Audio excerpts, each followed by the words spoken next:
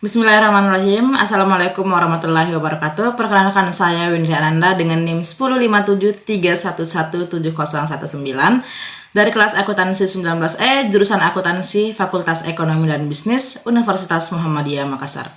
Terima kasih saya ucapkan kepada dosen pembimbing akuntansi keuangan lanjutan 1, yaitu Ibu Nurul Fuada, SST, MSI.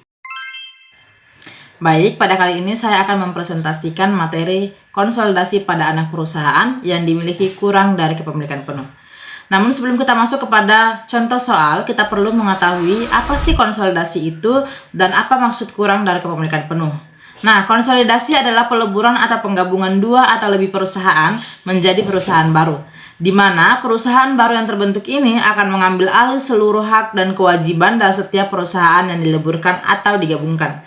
Nah, maksud dari kurang dari kepemilikan penuh ini adalah bahwa perusahaan induk tidak sepenuhnya memiliki atau tidak 100% memiliki saham di perusahaan anak.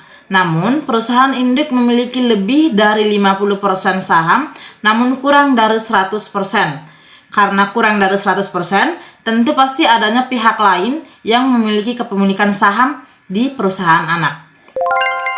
Baik, selanjutnya kita masuk kepada contoh soal, yaitu PT Windri mengakuisisi 85% saham PT Ananda pada tanggal 31 Desember 2020 seharga 450 juta nilai wajar dan kepentingan non pengendalinya diestimasikan sebesar 50 juta.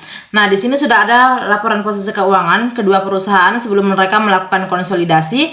Ada PT Windri sebagai perusahaan induk dan PT Ananda sebagai perusahaan anak, di mana masing-masing perusahaan ini pasti memiliki kas, piutang dagang, persediaan, tanah, bangunan dan peralatan, akumulasi penyusutan, utang dagang, utang obligasi, saham biasa, saldo laba.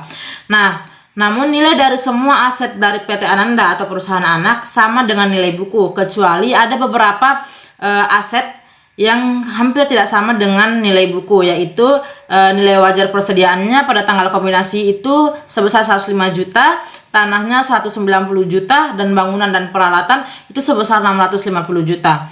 Nah, soal ini meminta kita untuk membuat jurnal eliminasi yang diperlukan dan juga kertas kerja laporan konsolidasi. Baik, selanjutnya kita akan masuk kepada penyelesaian soal. Sebelum kita masuk pada penjurnalan, kita akan melakukan perhitungan terlebih dahulu. Di sini ada total nilai wajar sebesar 500 juta. Nah, nilai wajar ini didapatkan dari penjumlahan antara investasi yang dilakukan PT Windri dengan kepentingan non pengendalinya yang diestimasikan sebesar 50 juta. Jadi investasi yang dilakukan PT Windri itu sebesar 450 juta, kemudian ditambahkan yang kepentingan non pengendalinya itu sebesar 50 juta. Jadilah 500 juta. Nah, di sini ada nilai buku, ada saham biasa dan saldo laba. Saham biasa dan saldo laba ini didapatkan dari perusahaan anak atau PT Ananda, di mana saham biasa itu sebesar 225 juta, saldo labanya 210 juta. Nah, ketika saham biasa dan saldo laba ini dijumlahkan, akan menghasilkan kepemilikan 85% sebesar 435 juta. Dan di sini ada selisihnya sebesar 65 juta. Nah, selisih ini didapatkan dari pengurangan antara total nilai wajar dengan kepemilikan 85%. Jadi 500 juta dikurangi 435 juta itu menghasilkan 65 juta. Jadi selisihnya 65 juta. Nah, di sini ada pun tabel kenaikan antara nilai wajar dan nilai buku. Ini mengacu pada laporan posisi keuangan perusahaan PT Ananda, ya. Jadi pada saat sebelum melakukan konsolidasi, ada nilai bukunya itu persediaannya sebesar 100 juta. Nilai wajarnya ini 105 juta saat dia setelah mengalami konsolidasi. Jadi kenaikannya ada 5 juta. Yang kedua, tanah itu 180 juta nilai bukunya, nilai wajarnya 190 juta. Jadi ada kenaikan 10 juta di saat dia melakukan konsolidasi. Bangunan dan peralatan sebesar 600 juta nilai bukunya, kemudian nilai wajarnya 620 juta. Jadi ada kenaikan sebesar 20 juta saat dia melakukan konsolidasi. Nah, kemudian kita masuk kepada penjurnalan, ya. Pertama, jurnal saat pembelian saham. Nah, jurnal pada saat pembelian saham itu investasi pada saham PT Ananda di debit sebesar 450 juta dan kasnya di kredit sebesar 450 juta. Nah, adapun juga jurnal eliminasi investasinya. Yang pertama itu saham biasanya di debit sebesar 225 juta, saldo labanya sebesar 210 juta, selisihnya sebesar 65 juta. Nah, kemudian pada investasi saham PT Ananda ini dikredit sebesar 450 juta dan kepentingan non pengendalinya sebesar 50 juta. Itu dikredit. Jadi antara debit dan kredit masing-masing jumlahnya 500 juta. Yang ketiga, eliminasi pengalokasian selisih. Nah, ini di debitnya itu ada persediaan sebesar 5 juta, tanah 10 juta, bangunan dan peralatan 20 juta, dan goodwill 30 juta. Nah, goodwill ini hasilnya diambil selisih sebesar 65 juta. Ya, 65 juta tadi kita kurangkan dengan jumlah dari persediaan, tanah, bangunan, dan peralatan. Jadi, selisihnya kan 65 juta. Persediaan 5 juta ditambah 10 juta, 15 juta ditambah bangunan dan peralatan sebesar 20 juta berarti 35 juta. Nah, 35 juta tadi dikurang dengan selisih itu 65 juta menghasilkanlah goodwill sebesar 30 juta.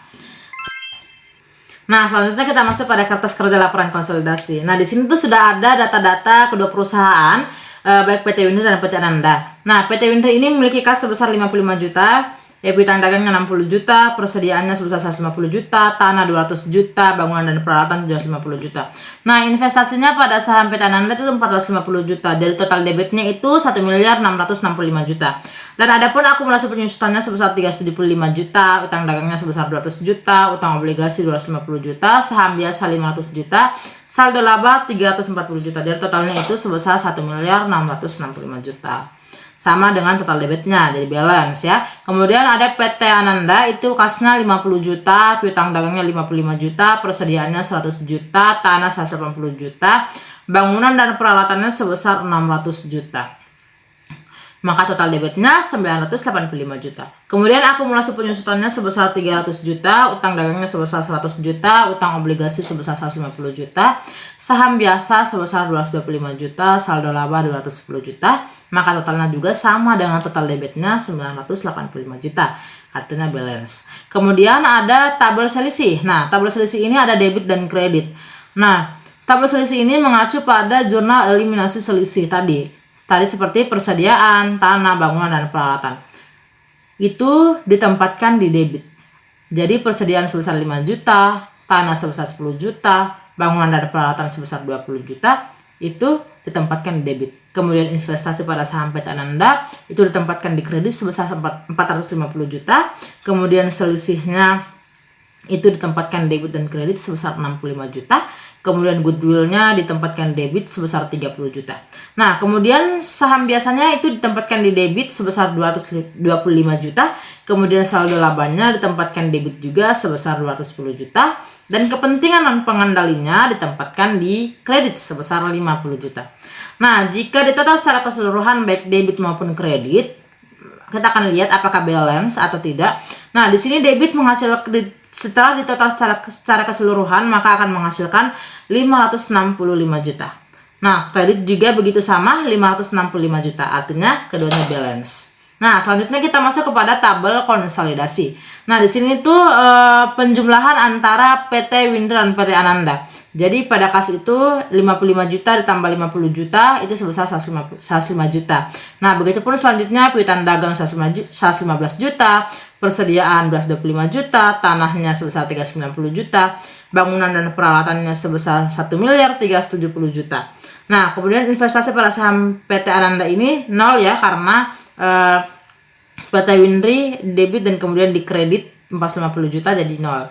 Kemudian selisihnya 65 juta debit dengan dikredit juga hasilnya pasti nol. Kemudian goodwill tetap ya 30 juta. Jadi totalnya itu 2.265 juta. Kemudian ada akumulasi penyusutannya, ini juga sama seperti yang di atas tadi, dijumlahkan antara PT Windri dengan PT Ananda.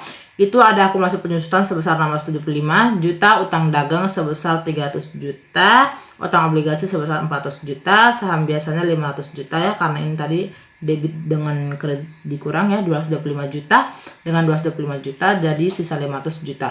Kemudian saldo laba juga begitu, sisa 340 juta karena 210 juta dengan 210 juta itu dikurang. Kemudian kepentingan dan pengendalinya 50 juta. Jadi tetap ditulis di konsolidasi tetap 50 juta. Kemudian hasil dari konsolidasi yang di akhir itu 2.265.000.000. Jadi balance antara total debitnya juga. Itulah penjelasan dari presentasi saya mengenai contoh soal konsolidasi pada anak perusahaan yang dimiliki kurang dari kepemilikan penuh. Mohon maaf bila ada salah kata, semoga bermanfaat. Sekian dan terima kasih. Wassalamualaikum warahmatullahi wabarakatuh.